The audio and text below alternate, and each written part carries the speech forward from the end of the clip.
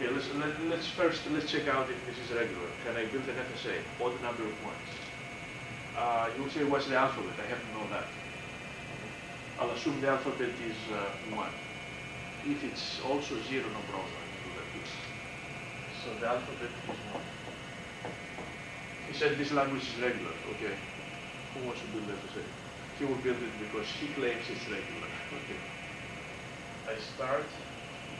If I see a 1, what should I do? You cannot stay, you lose track of even or odd. 1. What do you have? It's odd right now. What if you see a 1? Well, it's even. If it's odd, you will say yes, keep building. So going back to that, since the language is regular, he showed me an FSA. Is this context free? Yeah, because every regular is context free. And the FSA is a PDA because I can do this. Right? I don't touch the stack. I don't use the stack. Right? Is this Turing decidable? He will say yes because if a language is context free, then it is Turing decidable. I can claim this as a theorem. This is true, right? If a language is context free, then it's Turing decidable. Why is that true? How can you justify it?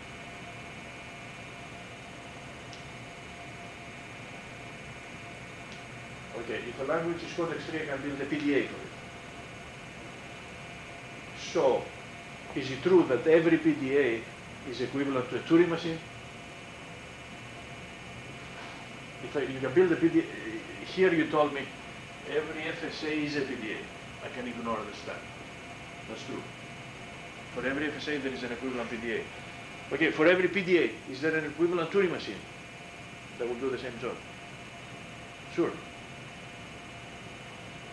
You might say, where is the stack? The tape. I can, any PDA you give me, right? I can say, well, I'll do the same algorithm with a Turing machine. The tape, remember, is I have enough room, semi-infinite means I don't need to worry about running out of space. Okay. So what is the algorithm you gave me? Processes some strings over here, and does something with them. It keeps the output in their place. Okay, I'll go after a certain marker, and I'll think of this as being the stack. Right? So when the PDA says, push this symbol on the stack, in my Turing machine, I'll go to that, to the end, to push it on the stack. I'll consider the stack this way. Right? I'll simulate the stack on the tape. Okay. Push on the stack, it's easier. What's your plan?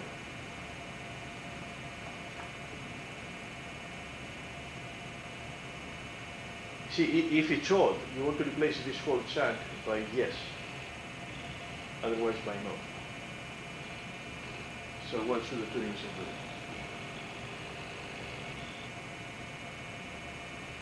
So you start, you're at the dollar sign, guaranteed. That's, okay? So you start with the dollar sign. What should you do?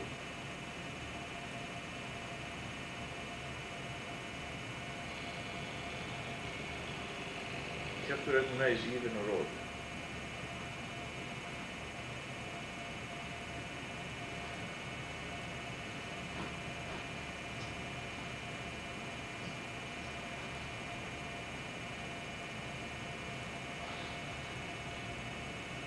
Let me give you a hint.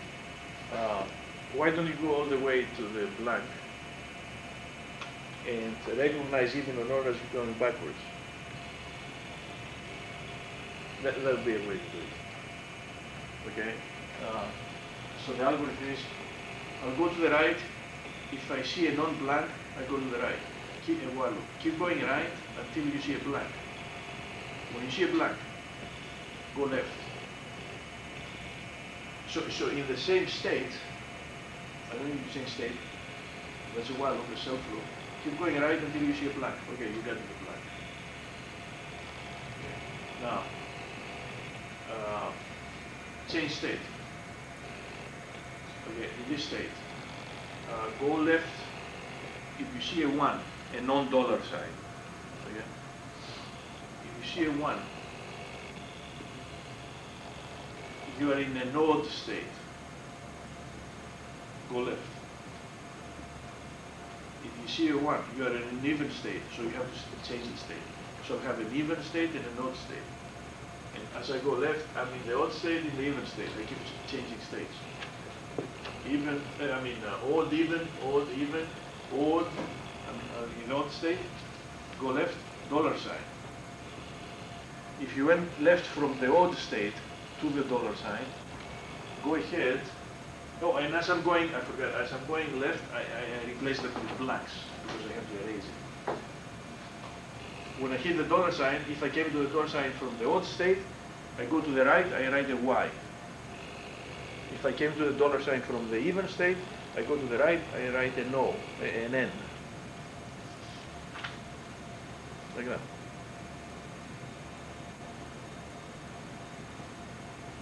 Okay, so I start at the dollar sign. So if I see a dollar sign, first I have to go to the right to see the 1 and then do the subgroup. Is that right?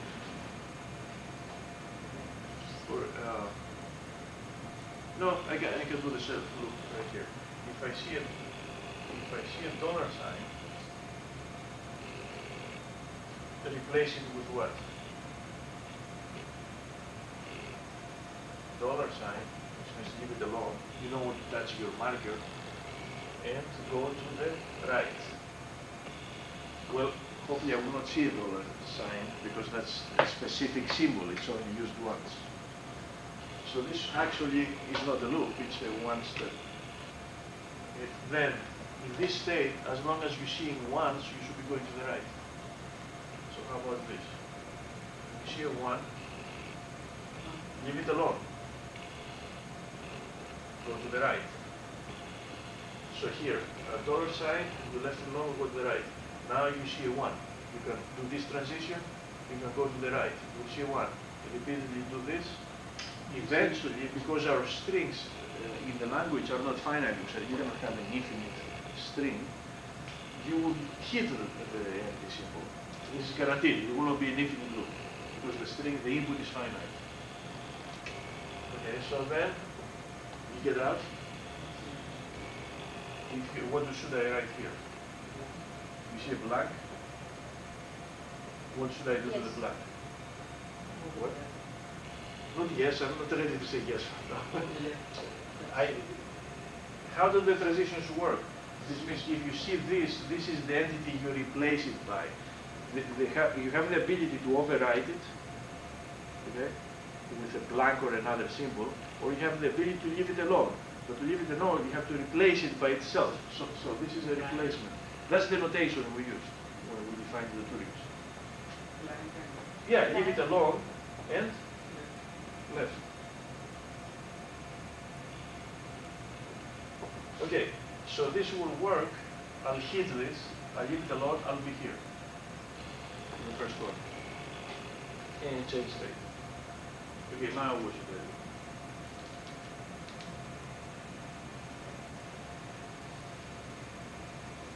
Well, you said if you see a 1, you are in the odd state. Okay? Do what he did for the FSA. So if I see a 1, I'll go here, right?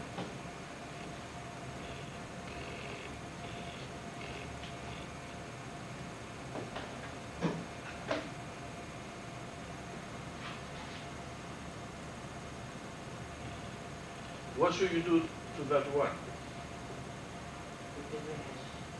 By blank, you want to erase it. And go to the left. So what I did is I replace, I see a 1, I replace it by blank.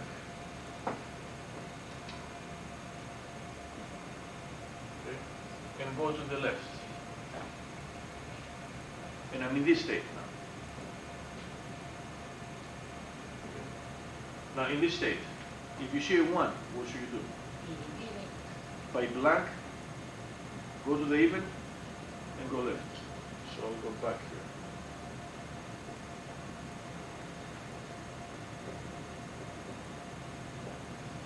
In this state, if I see a 1, I go to blank.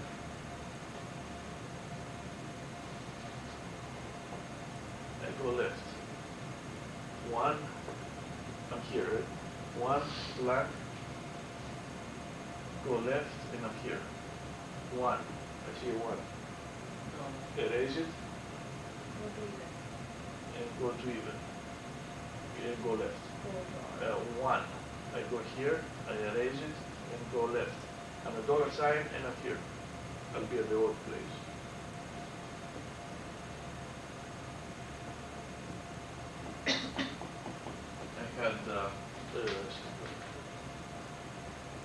I had 5 ones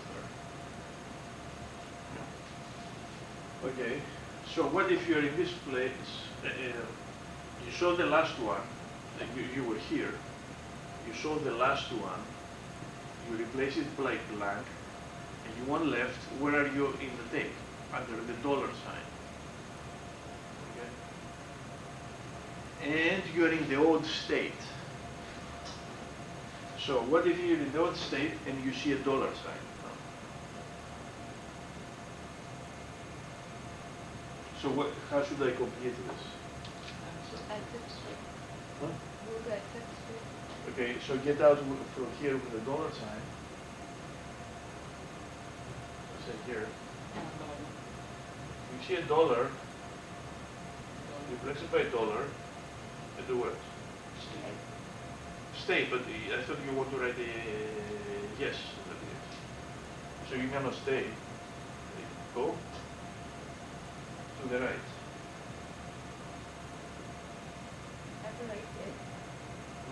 You have to write a Y. Yes. I'm trying to recognize the odd ones. And go to this state.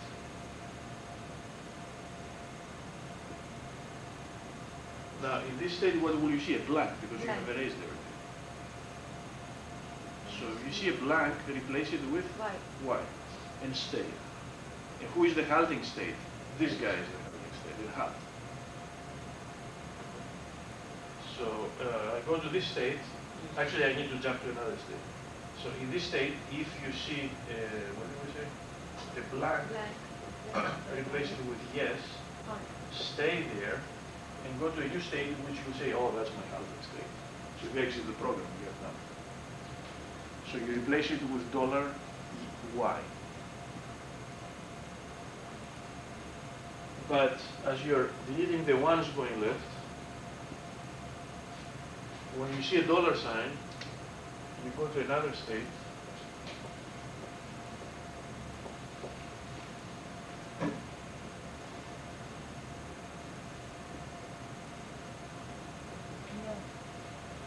Right? You go to another state.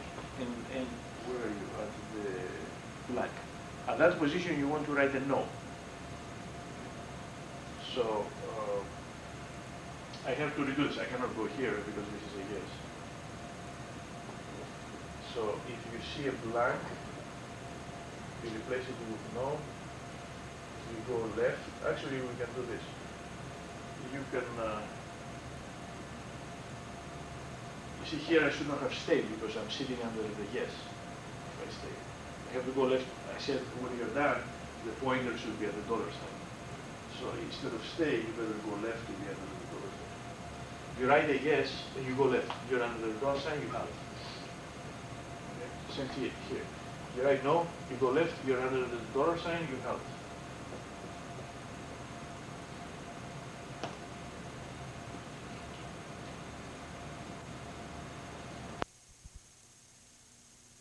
If I have trouble drawing big arrows, I'll stick another H there, it's easier for me.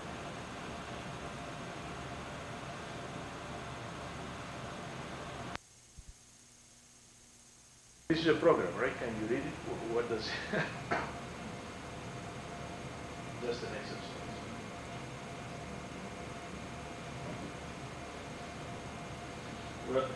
What's the alphabet you're saying? Well, the alphabet. A or B. Let's say A, B. A or B.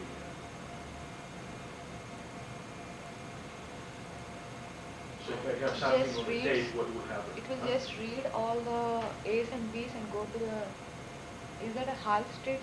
Last one? Yeah. Just Yeah. go to it. It will not So go back. he will start, if you start at a dollar sign with a string, it goes all the way to the blank and stops there, right? So this one will search for the first blank and go there. That's all it does. So he leaves the tape at what state? Well, he just changed the pointer from the start of the string to the end of the string. Step by step, every time, you can only go once to the right, once to the left, right? Some operations are very common. You do them all the time, like virus or things like that. If we can have, those are small Turing machines. So if we can build a library of Turing machines, okay, and it's like building a set of functions. Every time I want to do something, I can call the Turing machine from the library without rebuilding it. Okay, that's what we're going to do now. So to make it easier to build more complex programs, that's what they did with programming, with the procedural programming, when we started that way of programming. So we'll be writing functions, and we'll store the functions in the procedures in the library, so I can call them. All right, some notation.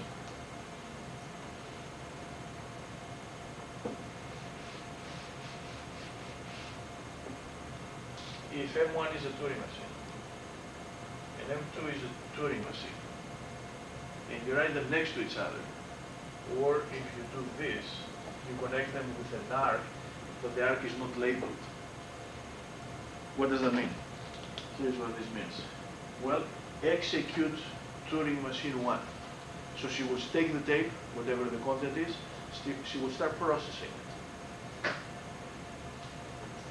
When, and this is an if, she might never halt. Turing machines are allowed to have infinite loops in them, right? You're not guaranteed you will halt. You might have an infinite loop. If Turing machine M1 halts, right, at some point on the tape after processing, then start Turing machine 2, not from the start of the tape, but at the position where M1 halted. That's what this notation means. So basically, right, you can take two programs and put them together. Whatever this guy did to the tape, that's the input to this guy now. And he starts from there, from that position.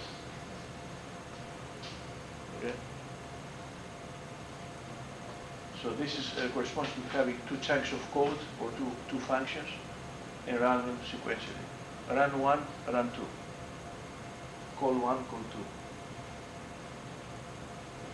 Now, if you put a label in the arc, what does this notation mean?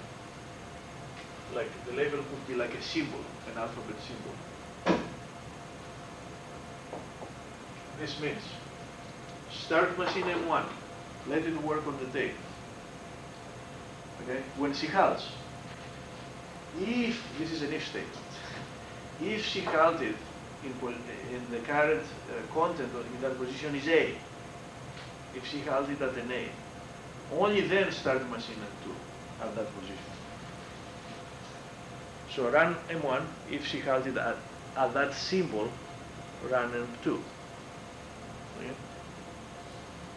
And of course, you could say if he halted at A or B or C, you know, we could have an OR here. This corresponds to the if programming to the if statement, the conditional in programs.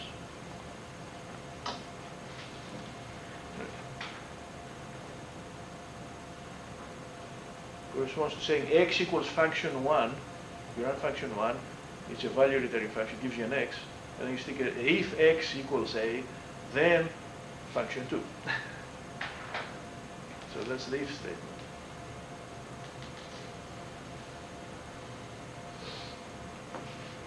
This other notation with two branches means, well, you have, it's an if then else.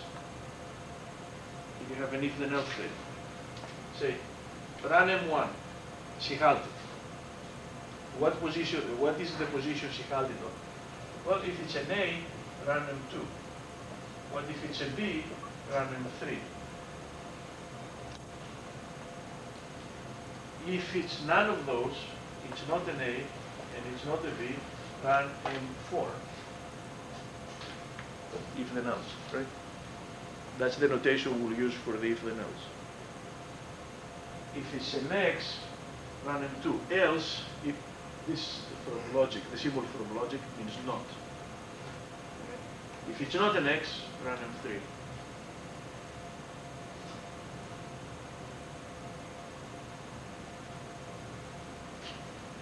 Okay, one more notation. If you write this, you have a machine M1, and then you write A or B, this set notation bracket, then a W, and then a machine M2. What do we mean by that? This means what? What? Copy. Yeah. This means run machine M1 when she halts. Okay. If she doesn't halt, you cannot do anything. You're stuck in the naked loop. But if she halts, only if you see A or B. If I see a C, she halted a C, I don't do anything. She halted, that's it. So this part is an if. If you see A or B, then start machine M2 as before. But now, the difference from an if is memorize the position she halted at into W. So W is a variable. You're memorizing the position she halted at. So we introduce with this notation the variables, like the programs you write. Without variables, you cannot do much. So this is a variable. You might say, what are you talking about? What is you never told, how can I do that in a Turing machine? How can I memorize that position somewhere? Well, the Turing machine is semi-infinite, right? So I start M1. She's going around. She stopped at A. I can go to the right until I see a blank. If I want to memorize the day, I'll go to the right until I see a blank. I'll go to the right. In the next blank, I write an A. Now, go back to that position. How do you know where you were? Oh, I can put a marker there. Like a special marker, like a symbol, like 1. So I put the symbol 1, I go to the second blank, I write an A. I just memorized it. Come back to your 1. Write an A back there, so you will not lose it. You will not change the current position. And then start machine M2 in that position, after you wrote back the A there. So variables, in your programs, what's a variable? You store value in memory, right? Well, you say, where is the memory here? Well, the tape.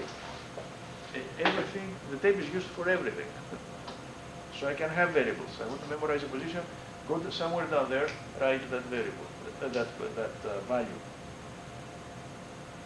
Now, later in the program, you can say, run machine M2. When M2 halted, if you see a W, you can use this variable. You will say, what do you mean if you see a W? What's W?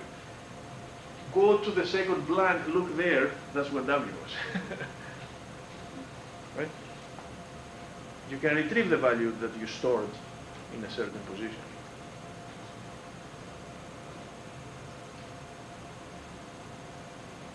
Okay. But this notation makes it so easier, I don't have to do all that. The blank, to memorize what you saw and all this, right? This notation is actually doing all that. To connect the two machines that way and memorize it that way.